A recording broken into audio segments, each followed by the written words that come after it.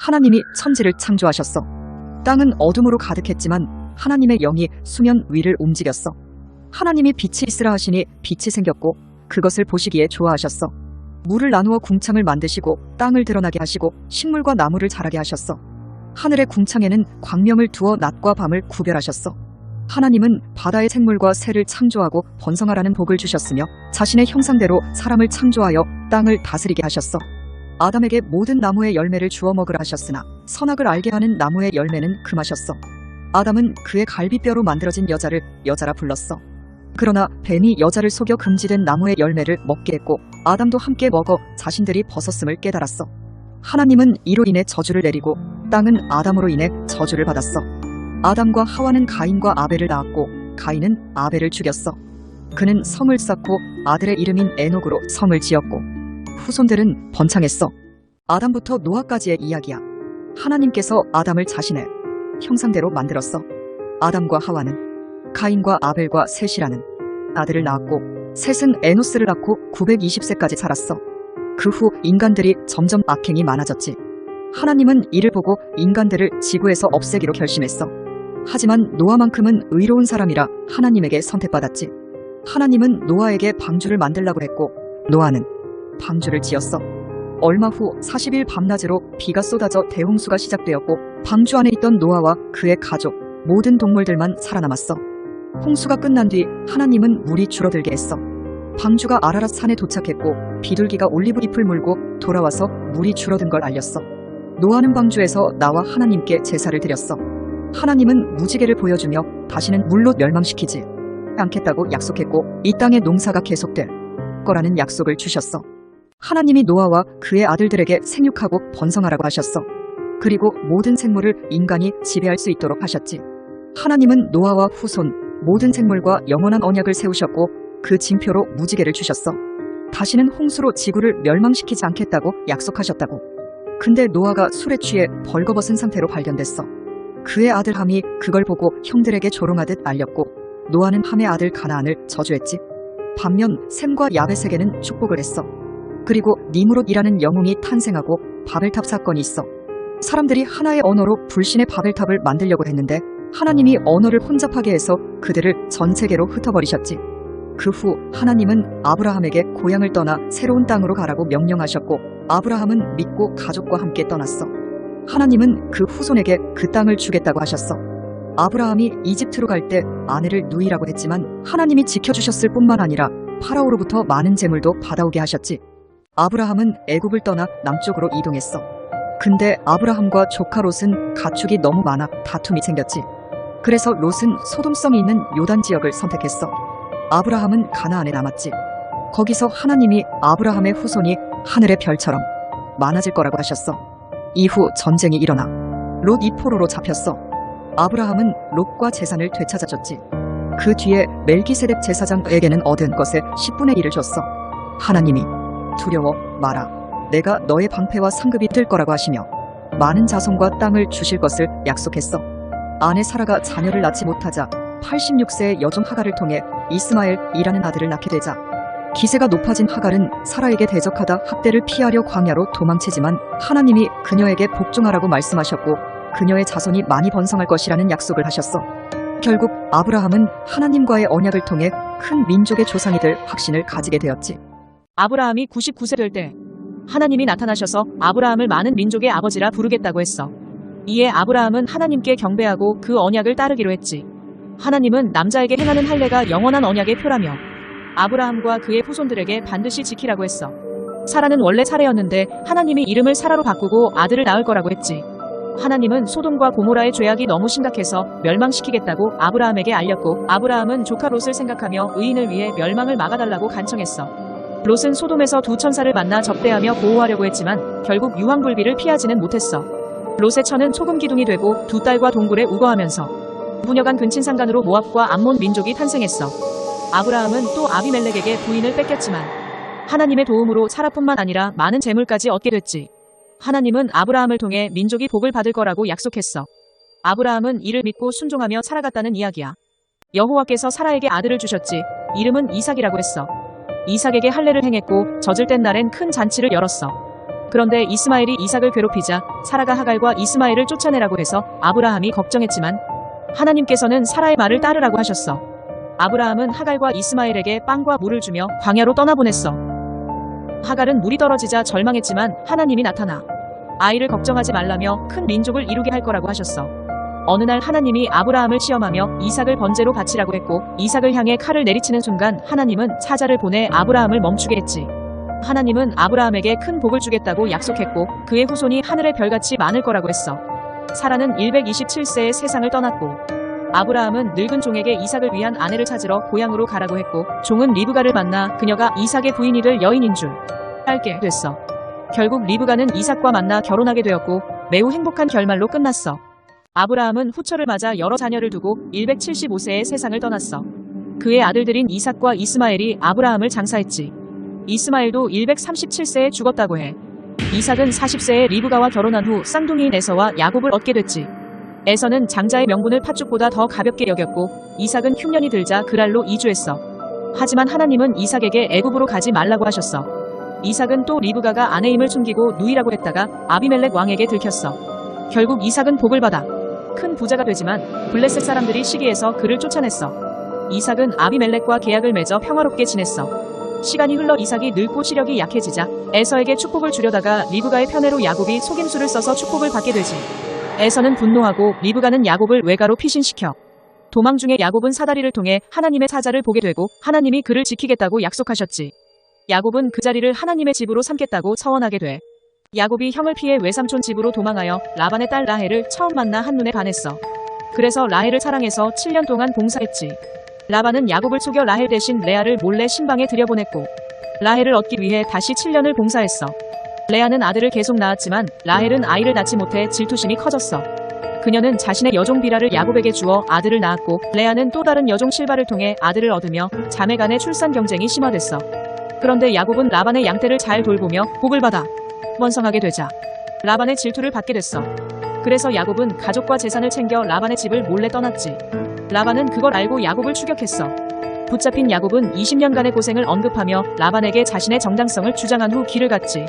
그 후 야곱은 형 에서가 400명의 병사로 공격해 온다는 소식에 두려워하며 하나님께 기도를 드렸어. 또한 형의 마음을 풀기 위해 가축을 선물로 준비했지. 그 과정에서 하나님께 매달리며 씨름하면서 이름이 이스라엘로 바뀌기도 했어. 창세기 33장에서 야곱은 형 에서와의 만남을 준비합니다. 두려움 속에 가족과 재산을 나누어 배치하지만 에서는 400명의 사람들과 함께 와서 야곱을 따뜻하게 맞이합니다. 두 형제는 화해하고 서로의 길을 가기로 합니다. 34장에서는 야곱의 딸 디나가 세겜 땅에서 하몰의 아들에게서 욕보임을 당하는 사건이 발생합니다. 이에 야곱의 아들들, 특히 시므온과 레위가 세겜의 남자들을 속여 복수합니다. 이로 인해 야곱의 가족은 그 지역에서 떠나게 됩니다. 35장에서는 야곱이 하나님의 명령에 따라 베델로 올라가 제단을 쌓습니다.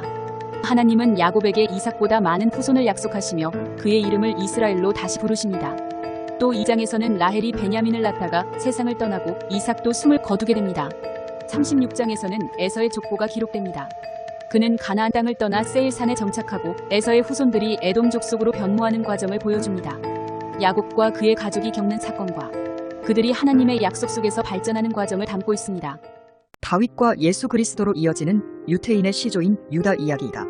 야곱이 죽기 전 12아들을 축복하며 장자권을 물러주는데 첫째는 서무와 간통한 죄로 탈락시키고 둘째와 셋째는 딸 디나를 강간한 세겜 성민을 몰살시킨 일로 제외시킨 후 넷째인 유다를 적자로 지목했다. 유다의 장자가 다말과 결혼한 후 후사가 없이 죽자 차자인 오난이 형수에게 들어가서 형의 자식을 잉태시키게 되었다. 그러나 오난은 이를 거부하며 번번이 바닥에 설정함으로 오난이 라는 말을 남기고 죽었다. 유다는 다말에게 셋째까지 죽게 할 수 없어 셋째가 장성할 때까지 친정에서 수절하고 기다리라고 보낸 후 연락을 끊었다. 시므가 화병으로 죽은 뒤 배신감을 느낀 다말은 창녀 복장을 하고 시부 유다를 유혹하여 동침함으로 잉태하였다. 이후 다말의 부정이 소문나자 다말을 불살라 죽이려고 갔더니 간부가 시부 자신이라는 말을 듣게 된다. 이 아이가 유대민족의 조상이 되었다. 우선 애굽의 바로가 불길한 꿈을 꾸고 해석할 길을 찾지 못해 고민에 빠집니다. 이때 술 맡은 관원장이 요셉을 떠올리며 바로에게 추천합니다. 요셉은 하나님이 주신 지혜로 꿈을 해석하는데 그 뜻은 7회의 풍년 뒤에 7회의 흉년이 닥친다는 예언이었습니다. 요셉의 훌륭한 해석과 제안을 들은 바로는 요셉을 애굽의 총리로 임명하며 그에게 나라를 총괄하는 고위직을 부여합니다. 흉년 동안 요셉은 곡물을 바다처럼 모아서 모든 창고에 저장해 흉년에 대비합니다. 그 양이 너무 많아 숫자로는 셀 수 없을 지경이죠. 한편 요셉은 아스낫과 결혼하여 두 아들을 얻고 그 이름을 므낫세와 에브라임이라 짓습니다. 이는 하나님이 그의 고난을 기억하고 축복하셨음을 의미합니다. 그 후 기근이 애굽을 넘어 전 세계로 확산되자 여러 나라 사람들은 애굽으로 와서 곡식을 사려 합니다. 요셉은 창고를 열어 양식을 팔기 시작합니다. 이때 야곱은 애굽에 곡식이 있다는 소식을 듣고 아들들을 보내 요셉에게 곡식을 구입하게 합니다. 요셉은 형들을 알아보지만 형들은 요셉을 알아보지 못합니다. 형들이 그의 꿈을 떠올렸을 때 요셉은 그들이 시험한다고 생각하게 만듭니다. 요셉은 형들의 진실성을 시험하기 시작하고 형들 중 한 명을 감옥에 두어 그들의 진심을 확인하려 합니다. 3일 후 요셉은 하나님을 믿고 형들을 용서하기로 결심하고 금과 돈을 그들의 자루 속에 넣어 돌려줍니다. 형들은 그 뜻을 깨닫고 두려움을 느낍니다. 요셉은 아버지의 많은 사랑을 받았어. 그래서 형들의 미움을 샀지. 어느 날 꿈 이야기를 했다가 형들이 그를 애굽으로 팔아버렸어. 종으로 팔려간 요셉은 시위대장의 집에서 성실하게 일했어. 그래서 가정의 책임자가 되었지. 그런데 주인 보디발의 아내가 유혹했지만 요셉은 이를 물리쳤어. 그 일로 모함을 받아 감옥에 갇혔어. 하지만 여기서도 요셉의 성실함이 빛을 발했지. 감옥의 관리자가 되었고 죄수들의 꿈을 잘 해몽해줬어. 그러던 중에 바로왕이 불길한 꿈을 꾸고 해몽할 사람을 찾았지. 감옥에서 요셉의 꿈 해몽대로 풀려나게 된 관원의 추천으로 바로왕이 요셉을 불렀어. 요셉은 바로왕이 꾼 꿈이 7년대 풍년과 곧 7년대 흉년이 올 거라는 해몽과 대책까지 알려줬고 신에게 감동된 사람으로 인정받아 총리가 되지. 7년의 흉년 중에 아버지 야곱과 형들을 다시 만나. 형들을 용서하고 가족들을 흉년에서 구했지. 요셉은 역경과 싸우며 꿈을 이루고 만민을 구원했지. 요셉이 아버지 야곱이 아프다는 소식을 듣고 아들을 데리고 야곱을 찾아갔어. 야곱은 침상에 앉아 에브라임과 므낫세를 자기 아들로 삼겠다고 했어. 요셉에게는 너희 조상들의 땅으로 돌아갈 것이라고도 했지. 그 후에는 아들들을 불러서 각각의 미래를 예언했어. 르우벤은 아비의 침상을 범한 죄로 장자지만 탁월하진 못할 거라 했고 시므온과 레위는 세겜 성민을 학살한 폭력성을 탓했지. 유다는 형제들의 찬송이 되어 백성이 그에게 복종할 거라고 했어. 이사갈은 나귀처럼 노동을 하게 되고 단은 백성을 심판할 거라 했지. 갓은 공격을 받지만 뒤를 추격하고 아셀은 풍요로운 음식을 준비할 거라고 했어. 요셉은 담을 넘는 가지처럼 복을 받을 거라 했고 베냐민은 물어뜯는 이리가 될 거라 했어. 이렇게 야곱은 아들들을 축복하고 마지막 부탁을 남긴 후 숨을 거두었어. 요셉은 아버지를 잃고 슬픔에 잠겼지만 형들을 용서하고 천수를 누렸고 죽기 전에 형제들에게 자신의 해골을 가나안 땅에 묻어달라고 부탁하며 생을 마쳤지. 오래전 노아 시대에 함이라는 인물이 있었습니다. 함은 노아의 셋째 아들로 홍수 이후 어느 날 울적한 마음에 술에 취해 벌거벗은 채 잠든 아버지 모습을 목격하게 됩니다. 함은 그 장면을 부끄럽게 여기지 않고 형제들에게 떠벌리며 조롱하듯 말합니다. 이때 그 말을 들은 셈과 야벳은 옷을 들고 뒷걸음질 치며 들어가서 아버지의 하체를 덮어주었지요. 이 소식을 들은 노아는 크게 분노하여 함의 아들 가나안을 저주하게 되었어요. 가나안은 저주를 받아 형제의 종이 될지어다라고 말입니다. 이후 가나안의 후손은 니므롯과 같은 영걸이 나타나 천하를 통일하고 하나님께 대적하는 바벨탑을 쌓기도 하였지요. 그런데 시간이 흘러 이 저주는 무시무시한 현실로 다가옵니다. 가나안의 후손들은 쇠사슬에 묶인 채 강제로 먼 타국으로 끌려갔으며 오랜 세월 동안 처참한 노예 생활을 하게 됩니다. 하지만 먼 훗날 노아의 저주가 풀렸는지 가나안의 후손들이 결국 다양한 분야에서 눈부신 활약을 펼치기도 한다는 사연입니다. 한영은 매일 성경. 노아 홍수 이후 인간들은 모두 하나의 언어로 소통하며 평화롭게 살았습니다. 그런데 그들은 독재자의 선동으로 모두 함께 모여 벽돌을 구워 하늘에 닿으려는 바벨탑을 쌓기 시작했지요. 이 탑이 완성되면 신의 저주인 홍수에도 견딜 수 있을 것이라 믿었습니다. 날이 갈수록 탑은 하늘을 향해 더 높아졌고 사람들의 열정도 점점 더 커졌습니다. 그러나 다시는 물심판을 하지 않겠다고 무지개를 통해 약속한 하나님은 인간들의 불신과 오만한 태도에 크게 실망했습니다. 그래서 인간들에게 각기 다른 언어를 선물하며 그들의 계획을 멈추게 했습니다. 갑작스러운 불통에 공사장은 큰 혼란에 빠졌고 끝내 바벨탑 봉사는 중단되었습니다. 서로 다른 언어를 가진 인간들은 같은 언어 사용자끼리 뭉쳐서 사방으로 퍼져나갔고 이렇게 해서 세상은 다양한 언어와 문화가 탄생하게 된 것입니다. 하지만 바벨탑의 이야기는 여전히 우리에게는 신에게 도전하는 지도자의 무모한 자만심과 상호간, 소통의 중요성을 경고하고 있습니다. 성경 속에서 동성애에 관한 경고는 구약과 신약 모두에 여러 번 등장합니다. 소돔과 고모라와 베냐민, 지파의 성적인 타락 이야기는 종종 동성애와 관련하여 언급됩니다. 이 도시들은 동성애 등 문란한 성범죄로 인해 비참하게 멸망당했으며 불 속에서 구원받은 롯과 두 딸의 근친상간으로 암몬과 모압, 족속 탄생이라는 비극적 결말로 성경은 이를 분명한 경고로 사용합니다. 훗날 화산재 속에 나타난 폼페이의 성적인 문란과 에이즈의 출현도 동성애의 저주로 생각하는 사람이 많습니다. 신약에서는 바울이 로마서에서 남녀의 자연적 관계가 아닌 동성애를 부적절하다고 언급하며 하나님께서 이를 용납하지 않으신다고 분명히 말합니다. 그러나 동성애자와 짐승과 교합하는 자는 반드시 죽여 이스라엘에서 끊어지게 하라는 무서운 율법도 징계가 목적이 아니고 죄악의 격리를 통한 인간에 대한 사랑에 중점을 두고 있습니다. 또한 설사 이러한 율법을 어겼다 할지라도 예수 그리스도의 십자가 대속으로 구원하시겠다는 인간에 대한 사랑의 메시지가 담겨 있습니다. 한영한 매일 성경. 안녕하세요. 아브라함과 이삭의 부전자전 이야기를 소개합니다.